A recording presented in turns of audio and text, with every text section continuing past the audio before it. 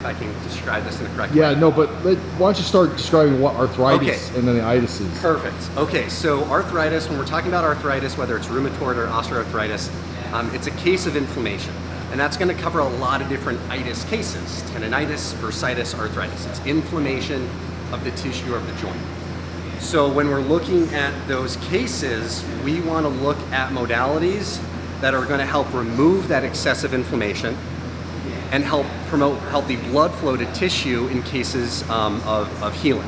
So the way I like to break it down for these kind of flushing modalities, and when I talk about a flushing modality, we're removing waste product that we correlate with soreness, we're removing inflammation and swelling, and we're getting that healthy blood flow. So as it relates to the feet, ankles, and legs, how would we do the flushing? Okay, so 3 tools that are going to be associated with that here that I like to describe are going to be first, contrast therapy, going back and forth between hot and cold therapy. In our case, we have our hot and cold tub. Let's go check it out. Absolutely. Our hot tub, we keep between 100 and 105. Cold tub, we keep between 50 and 55. And that is generally kind of that clinical realm we want to see when we're implementing contrast therapy. Now, now he doesn't have access to the hot or cold tub. Now here was my solution. You know those sous vide machines that you can put in the bucket of water that cook the meat? Have you seen that? Yes. I'd like to get 2 Home Depot buckets, 5-gallon, and put 2 of those in there and circulate warm water at 104 so he can put his legs in, and then have 2 other buckets that would be at the 52 degrees, so you can do 7 minutes, 7 minutes. Perfect. What do you think of that? I think that sounds great. You know, I've even had people who are dealing with hip and shoulder issues and maybe they don't want to get full body in the cold tub, which I can't blame them. We can even do localized heat and ice. In that case, we'll do something such as heat packs and ice packs on our tables. So I think as far as submersion is a really great way to go. We get that circumferential heating and cooling that we're after. When you are implementing the cold therapy, what I always advocate for people who are doing cold baths and ice baths at home is try to be mindful of what temperature that cold tub is at. Because we need to keep in mind that phase changes take place for water between freezing and liquid at 32 degrees. So if I have a tub that's half water and half ice, that water will get to 32 degrees and maintain 32 degrees until all that ice is melted.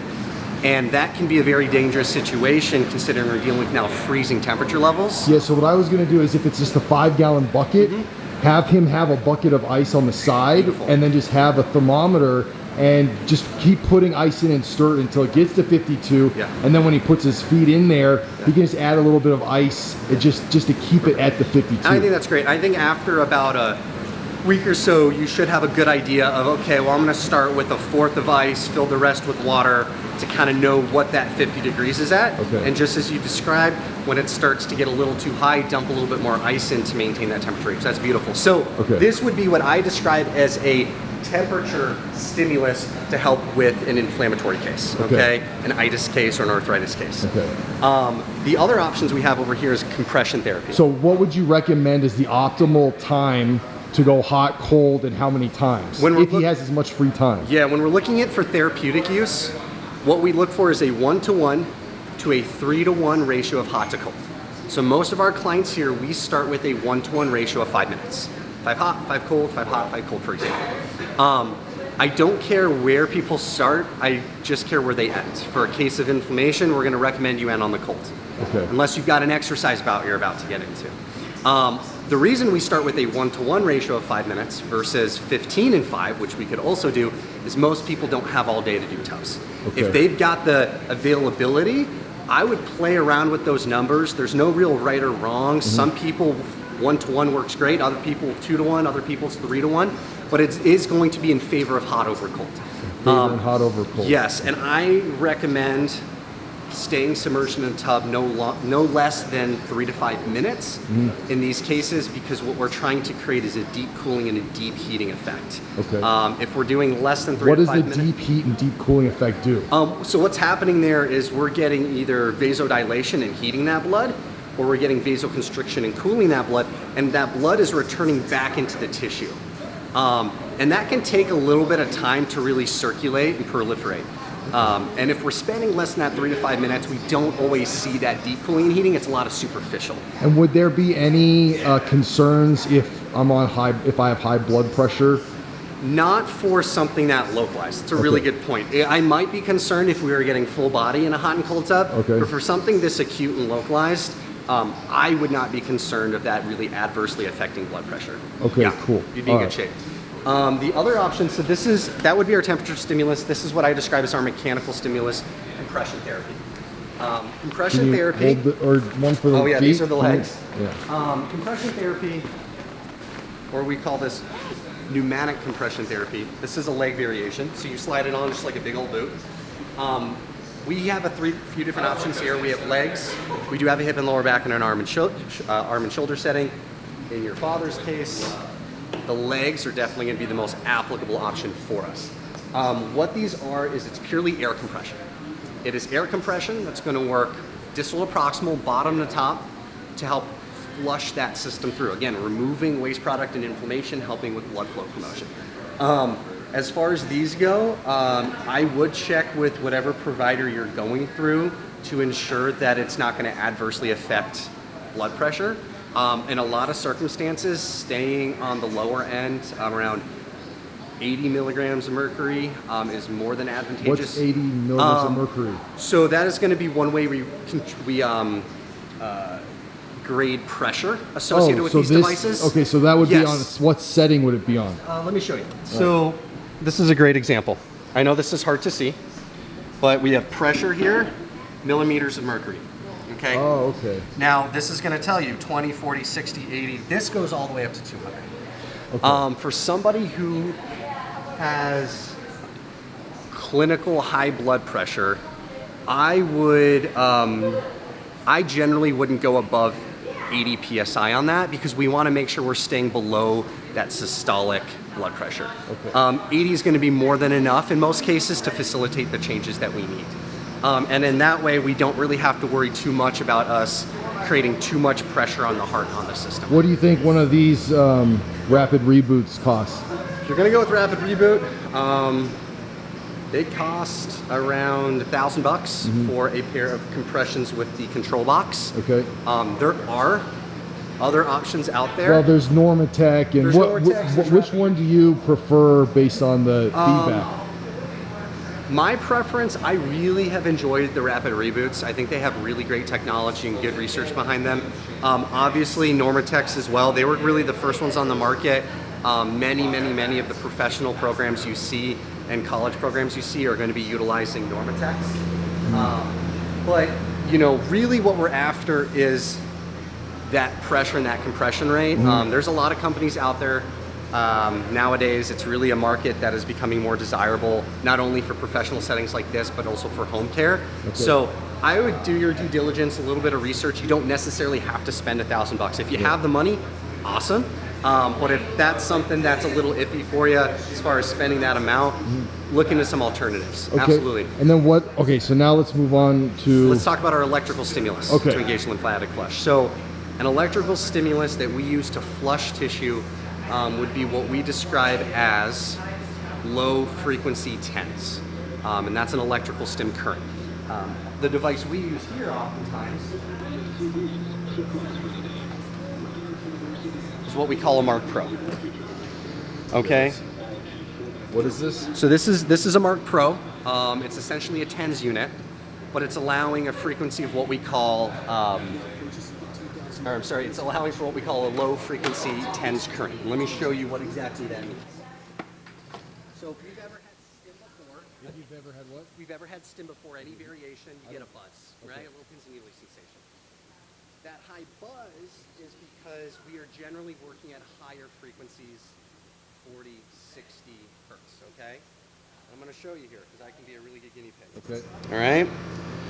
So these are our electrode pads. They're just adhesive pads. I'm going to plug it in. Okay, so this is a Mark Pro Plus. What I like about this device is I can change the hertz. And this is a really great way for me to show you what I am talking about. So I'm going to turn one up quite a bit. Okay, so I'm setting 1 to 40. Okay. This other end I'm going to set down to 1.5. Okay. So let me start here with the 1.5. So look at my arm. Look what this is going to do. Just turning up the intensity. Okay, and so this is happening involuntarily. Oh, that's right? We see that slow pulse. okay. Okay, let me turn this off. Let me bump this up to, let's say 5 hertz, okay? Now let's see what happens. A little bit faster. Oh, so you're not shaking. This is all involuntary, Okay. involuntary contractions, okay? And so you would do what? Put that on. So we would put that around the muscle tissue associated with the joint. So if it's your ankle, we're going to be hooking up calf. Can you show me where you would put it on me? Yeah, well, I'll show you on myself. Okay. Generally, Yeah. generally, we're going to be hooking it up to large muscle bellies to help flush tissue. Okay. I could do bottom of the foot and calf. Okay. We could also hook that up to your tibialis, this big muscle group here. Okay. If we're looking at the knee, quadriceps and hamstrings are really good options. General rule of thumb is we're going to hook up muscle belly to muscle belly or origin and insertion of the muscle group. Okay, so like if I get one of these for my dad, where Yes. and his foot, you would put it on one of them under his foot and then the other on his calf. Yeah, now what's great about March Pro, again, if you go the route of March Pro, they do come with instructions as far as general placement goes, which Okay. is really helpful. So that's definitely something, if you buy one of these devices, will be available for you. Okay. So that is going to be, again, our March Pro. Now, if I were to go to, again, we showed you 1.5 hertz, we showed you 5 hertz. If I were to switch this into the other lead and do 40 hertz, this is what I would consider high frequency tens. It's going so fast, and we can see a little bit of flutter here, but it's going so fast, there's no pump, right? It just looks like a solid contraction state. Okay. So when we say a pump, I'm looking for a low frequency tens. That can be a variation anywhere from 1 hertz, 0.5 hertz, all the way up to, I don't know, 5 to 10 hertz. It really just depends on what we're after. Okay. But this would be our electrical flushing tool. Okay, so we got 3 flushing tools. Temperature. Temperature, mechanical, and electrical. Okay. All right? We try to kind of make it simplistic. Okay. Now, there's some hybrids.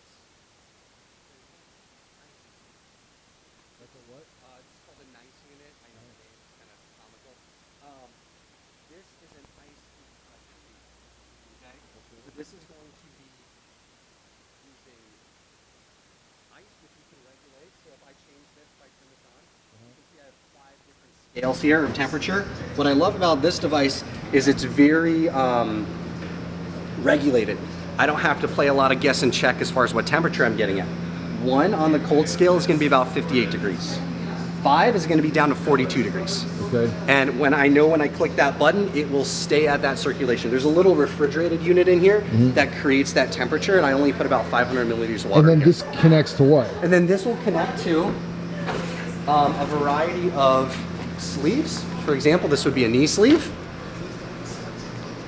Oh. You wrap it up, you Okay. plug it in, and it circulates. Now the pressure here is lower than what we're going to experience with compressions. I said those get up to about 200 millimeters of mercury. This gets up to 50 for its max, which for someone who has high blood pressure, totally within the realms of what I would want to use for someone like that. Okay. Now, this is These are pricey. yeah. These can run around $3,500. Okay. So not necessarily a route you need to go. Yeah.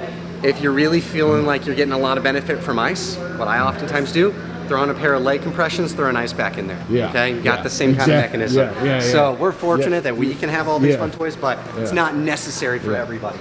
What do you think about cryo for stimulating healing? Cryo's great. Cryo works off of 2 premises. What is this again, though? Whole body cryotherapy, yes. Nitrogen gas phase gets down to around negative.